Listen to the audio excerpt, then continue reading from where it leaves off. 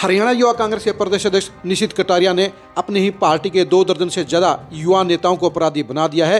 निशित कटारिया के कहने से इन युवा नेताओं ने प्रधानमंत्री मोदी और सीएम नायब सैनी की फोटो के ऊपर काली पोतने का काम किया, जिसके कारण इनके खिलाफ एफआईआर दर्ज हो गई है और एफआईआर दर्ज होने के साथ ही ये सारे युवा नेता अपराधी बन गए हैं। अब इनकी जिंदगी के लिए काला दौर शुरू हो जाएगा, क्योंकि एफआईआर दर्ज होने के कारण अब ये ना पासपोर्ट बनवा पाएंगे, ना कोई लोन ले पाएंगे, ना बाहर जा पाएंगे। यानी उन्होंने निशित कटारिया के चक्कर में पड़कर अपनी जिंदगी का बंटाधार करने का गलत काम कर लिया है। नमस्कार, मैं हूं कुलदीप शुरान। आज हम खरी खरी न्यूज़ में चर्चा करेंगे निशित कटारिया के उस कारनामे की जिसके चलते प्रदेश के 2 दर्जन से ज़्यादा युवा नेताओं की जहां जिंदगी के अंदर गड़बड़ हो गई है, वहीं कांग्रेस के सिस्टम के अंदर भी, कांग्रेस की नैतिक प्रणाली के ऊपर भी सवालिया निशान उठ गए हैं।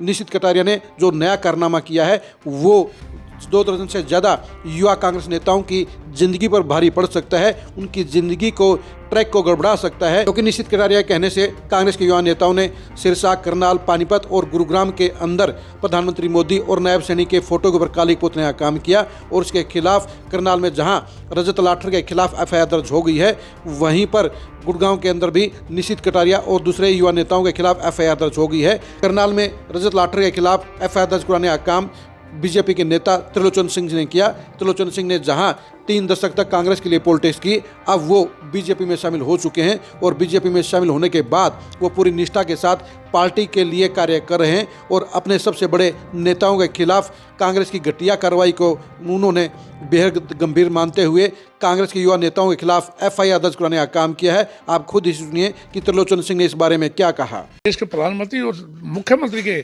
चेहरे पर ये काल पोतेंगे तो अंदाजा लगा लो कि भाजपा के कार्यकर्ता भी कल के उनके नेताओं के काल पोतेंगे।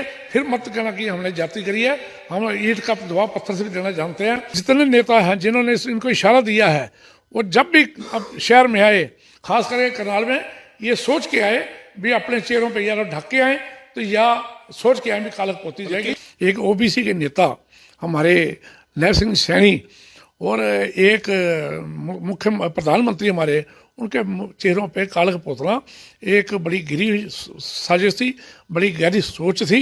ये फिर को कहेंगे देखो जी जाट नो जाट की बात होगी।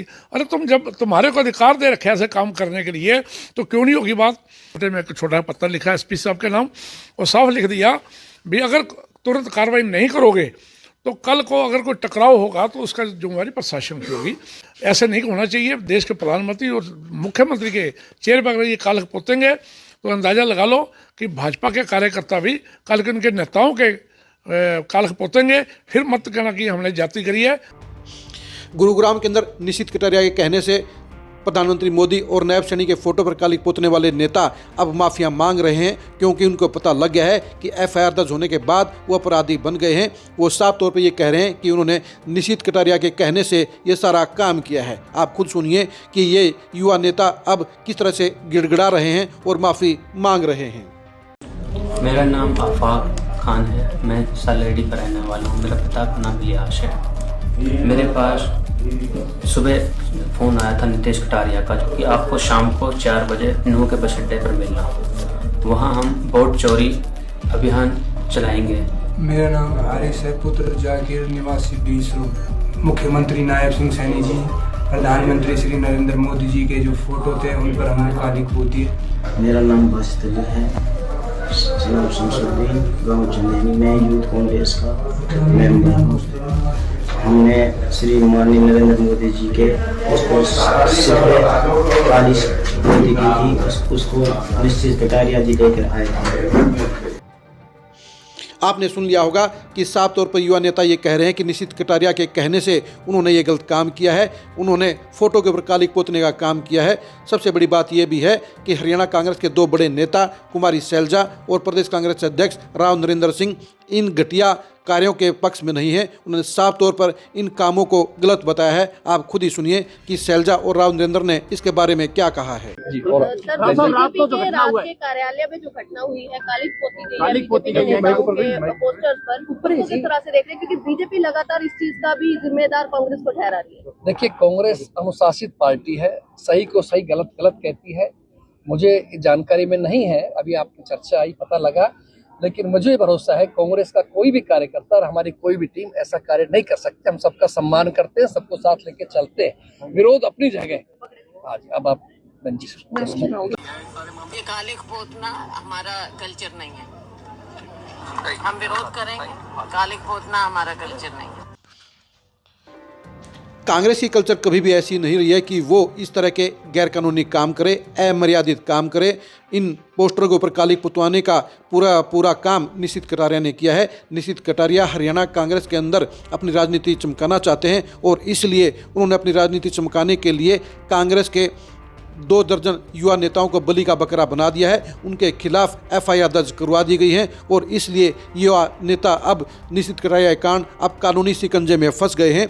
हम आपको ये बता दें कि निशित कटारिया जहां वोट चोरी को लेकर नोटंकी कर रहे हैं, पूरे प्रदेश में वोट चोरी का अभियान चला रहे हैं, वहीं निशित कटारिया का परिवार पूरे देश में सबसे ज़्यादा वोट चोरी का आरोपी है। उनके खिलाफ जहां 38 एफआईआर वोट चोरी की चल रही हैं, वहीं पर उनके खिलाफ 67 मामले कोर्टों में विचाराधीन चल रहे हैं और गुरुग्राम के थानों के अंदर 203 शिकायतें इनके खिलाफ पेंडिंग चल रही है। यानी 300 से ज़्यादा शिकायतें निशित कटारिया और उनके पिता सुखबीर कटारिया के अलावा इनके 16 रिश्तेदारों के खिलाफ चल रही हैं। यानी वोट चोरी का सबसे बड़ा रिकॉर्ड कटारिया फैमिली ने करने का काम किया है। हमने आपको 2 महीने पहले बताया था कि निशित कटारिया और उनके परिवार के खिलाफ 100 से ज़्यादा एफआईआर दर्ज हैं। इस मामले में हम सुधार करना चाहेंगे। हम आपको बताना चाहेंगे कि एफआईआर की संख्या 38 है। इसके अलावा 67 मामले कोर्टों के अंदर विचाराधीन हैं और 203 से ज़्यादा की शिकायतें थानों में पेंडिंग चल रही हैं। यानी निशित कटारिया और सुखबीर कटारिया एंड फैमिली के खिलाफ 300 से ज़्यादा वोट चोरी की शिकायतें, एफआईआर और कोर्टों में मामले चल रहे हैं। आप खुद ही बताइए कि जो वोट चोरी के सबसे बड़े आरोपी हैं वो किस तरह से वोट चोरी के लेकर नोटंकी करने का काम कर रहे हैं। लेकिन सबसे बड़ी बात यह है कि निशित कटारिया इस मामले में बेशर्मी दिखाते हुए जहां वोट चोरी को लेकर आंदोलन का काम कर रहे हैं, वहीं पर उन्होंने वोट चोरी के इस मामले में अपनी राजनीति चमकाने के लिए भोले भाले 2 दर्जन से ज़्यादा युवा नेताओं को फंसा दिया है। उनके खिलाफ एफआईआर दर्ज हो गई है। आप निशित कटारिया के इस नोटंकी भरे ड्रामे को लेकर क्या कहेंगे, कमेंट करके जो बताइए। क्या प्रधानमंत्री मोदी और नायब सैनी की फोटो के ऊपर कालिक पोतना जायज़ कहा जा सकता है? इसके बारे में भी कमेंट करके जरूर बताइए।